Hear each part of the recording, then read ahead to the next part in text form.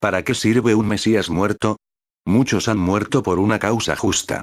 Consideremos al estudiante de San Diego, California, quien se prendió fuego, suicidándose en protesta contra la guerra de Vietnam.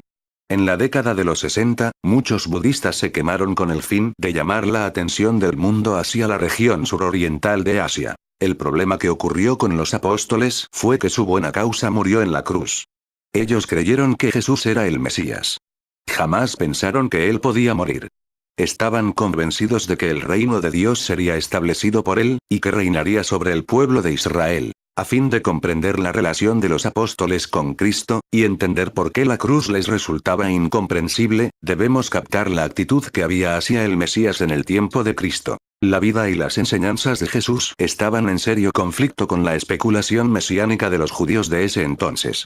Desde la infancia, se le enseñaba al judío que cuando el Mesías viniera, sería un líder dominante, victorioso y político. Él libertaría a los judíos del poder extranjero, y restauraría a Israel al lugar que le correspondía. La noción de un Mesías sufriente era completamente extraña a la concepción judía del mesianismo. E.F. Scott nos da su explicación con respecto al tiempo de Cristo. Fue un período de intensa excitación. Los líderes religiosos se dieron cuenta que era casi imposible reprimir el fervor del pueblo, que en todas partes esperaba la aparición del libertador prometido. Esta esperanza, sin ninguna duda, había aumentado por los recientes sucesos históricos. Durante más de una generación, los romanos se habían inmiscuido en la vida del pueblo judío, y sus medidas represivas incitaban el espíritu patriótico hacia la revolución. El sueño de una liberación portentosa, y de un Mesías rey que la ejecutaría, adquirió un nuevo significado en ese tiempo crítico. Sin embargo, eso no era nada nuevo. Detrás del fermento del cual tenemos evidencia en los evangelios, podemos discernir un largo período de creciente anticipación. Para el pueblo en general, el Mesías seguía siendo lo que había sido para Isaías y sus contemporáneos. El hijo de David que traería victoria y prosperidad a la nación judía.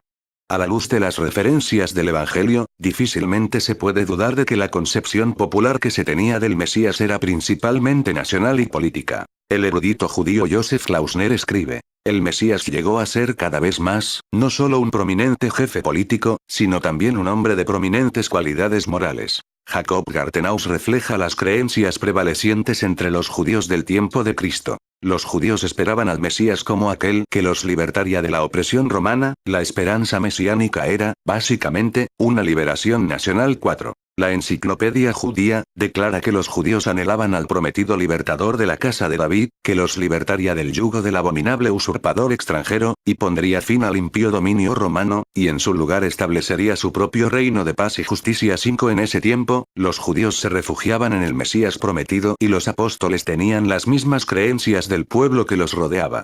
Como dice Miller Burroughs, Jesús era tan diferente a lo que todos esperaban que fuera el hijo de David, que sus propios discípulos estimaron casi imposible conectar la idea del Mesías con él.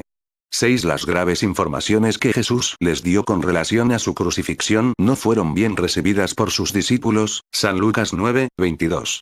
Parece haber existido la esperanza, observa A. B. Bruce, de que él tenía un punto de vista muy deprimente de la situación, y que sus temores resultarían sin base. Un Cristo crucificado era un escándalo y una contradicción para los apóstoles. Exactamente como continuó siéndolo para la mayoría del pueblo judío después que el Señor ascendió a la gloria. Alfred Edersheim, quien fue catedrático en Greenfield sobre la versión de los 70 en Oxford, tuvo razón al llegar a la conclusión de que lo más disímil en torno a Cristo fueron sus propios tiempos. Uno puede detectar en el Nuevo Testamento la actitud de los apóstoles hacia Cristo, su expectación de un Mesías reinante.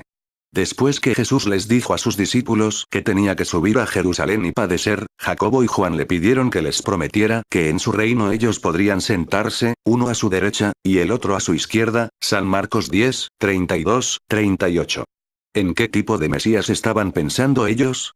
¿En un Mesías sufriente, crucificado? Por supuesto que no, sino en un jefe político. Jesús les explicó que habían entendido mal lo que él había venido a hacer. No sabían lo que estaban pidiendo. Cuando Jesús predijo sus sufrimientos y crucifixión, los 12 apóstoles no pudieron ni siquiera imaginarse lo que quería decir. San Lucas 18:31-34. Debido a sus tradiciones y formación religiosa, los apóstoles creían haber dado con la solución de sus problemas. Luego llegó el Calvario. Se diluyeron todas las esperanzas de que Jesús fuera su Mesías. Desanimados, regresaron a sus hogares. Habían perdido todos esos años. El Dr. George Sheldon Ladd, profesor de Nuevo Testamento en el Seminario Teológico Fuller, en Pasadena, California, escribe: esta fue también la razón por la cual sus discípulos lo abandonaron en cuanto fue arrestado.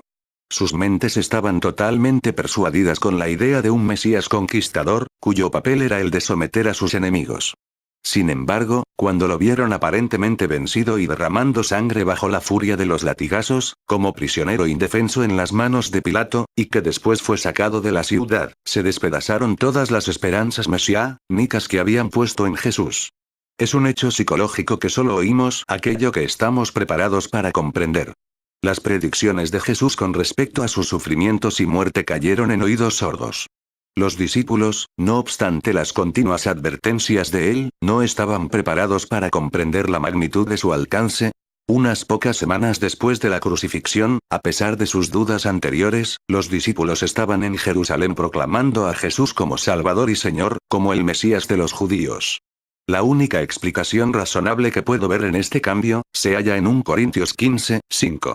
Apareció, después a los 12. ¿Qué otra cosa habría producido que los desalentados discípulos se lanzaran a testificar, sufrir, y morir por un Mesías crucificado?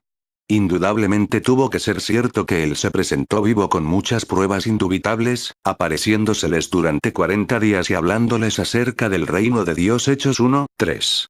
Sí, muchas personas han muerto por una causa buena, pero la causa noble de los apóstoles murió en la cruz. Solo la resurrección y el posterior contacto con Cristo convenció a sus seguidores de que Él era el Mesías. De esto dieron ellos testimonio, no solo con sus labios y sus vidas, sino con su propia muerte.